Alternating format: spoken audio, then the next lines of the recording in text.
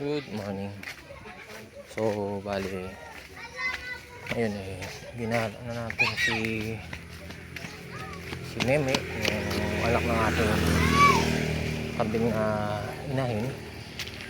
Ginala na, sinama na natin sa kanya ang anak niya, ang bisirong kambing, para kahit papaano makakain na rin ng damo.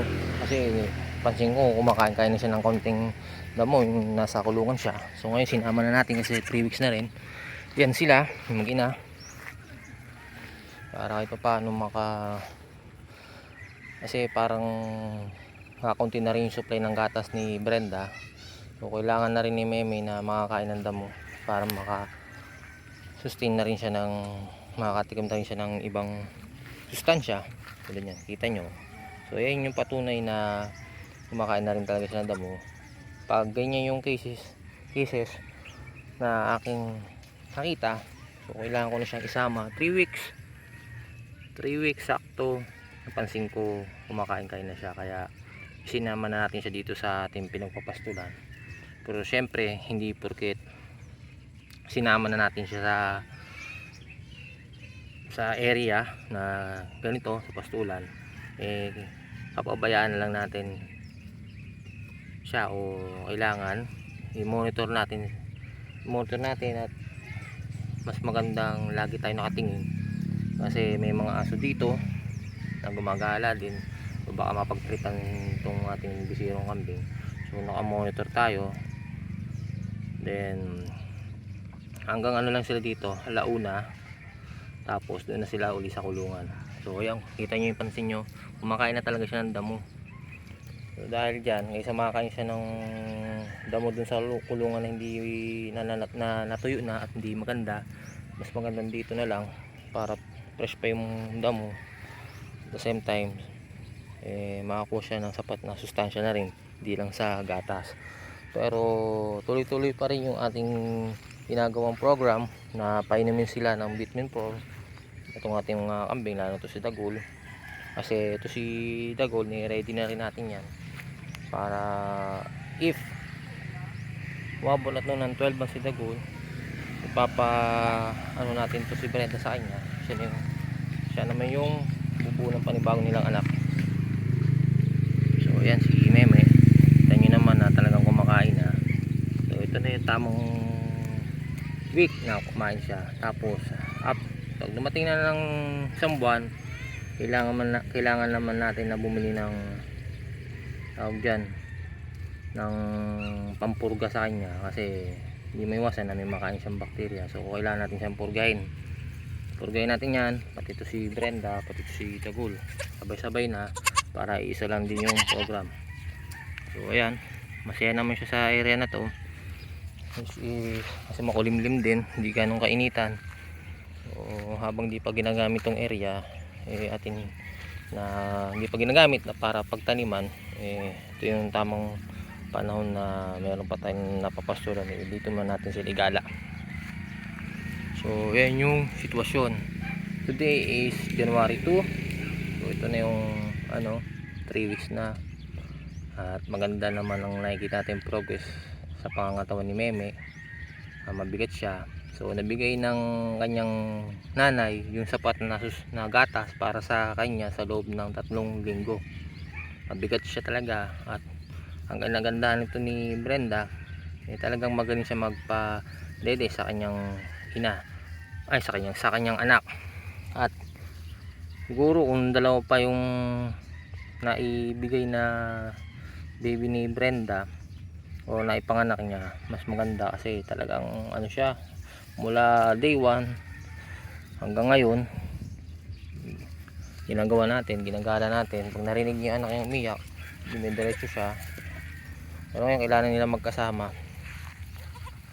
Ito nga lang, medyo nakabulbuhol, ito medyo problema. So kailangan natin sila hiwalay ni Dagol, kasi pwede mabusin bulbul sila.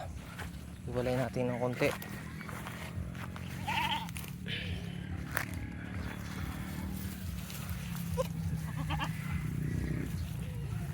Ito, so sanayan natin na tumulsik. Minsan siya sa kanay niya.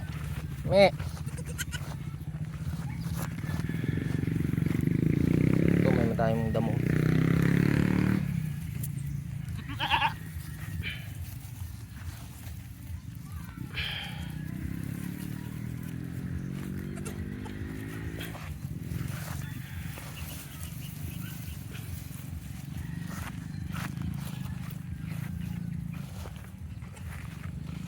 So parang nangyayari ngayon sa ganitong sitwasyon, tinuturuan ni Brenda na kung paano kumain ng damo si Meme. Kung ano yung kinakain niya, hindi yung kinakain ni Meme. Ilawas ito baon na baon.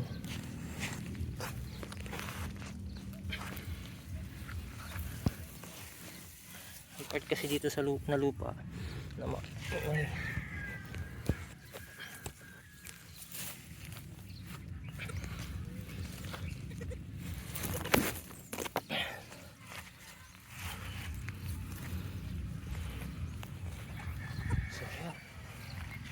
Hindi kasi pwede sila magkabulan nito eh. Kasi pwedeng sumabit dito si Meme sa kanila. Malikot ka na kasi si Brenda. Pag gutom. Yung behavior niya after niyang mga anak. Pero hindi naman siya tulad ng ating kambing. Yung itim. Na talagang bully. Habang nagbubuntis bully na siya. Lalo na nung nanganak medyo bully pa rin. Dito si Brenda, mapakabit na kambing nito. Ayan. So ayan, malawak tong area. Nagpapagatas pa rin naman si Brenda. Ngayon kasi naistorbo siya, ayun yung naistorbo yung pagkain niya, kaya hindi niya na papagatas ng maayos si Meme.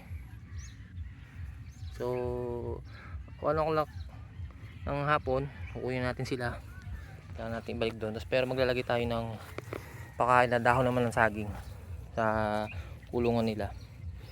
Ayun yung kakainin nila hanggang maghapon naman. So yun yung gagawin natin everyday, ganoon. So nakakapagod din, pero masaya yung ating na-experience sa pag-aalaga ng kambing. So ito, kauna-unahang kambing natin na nakabuhay yung kasi hindi si stress kahit medyo bumagyo. Maganda yung naging resulta, malakas si Meme, magaling magano. Yung nga dalawa lang pero okay na yan, at least meron tayong isa. Meme. So yun lang guys, huwag niyo pong kakalimutan mag like at share yung ating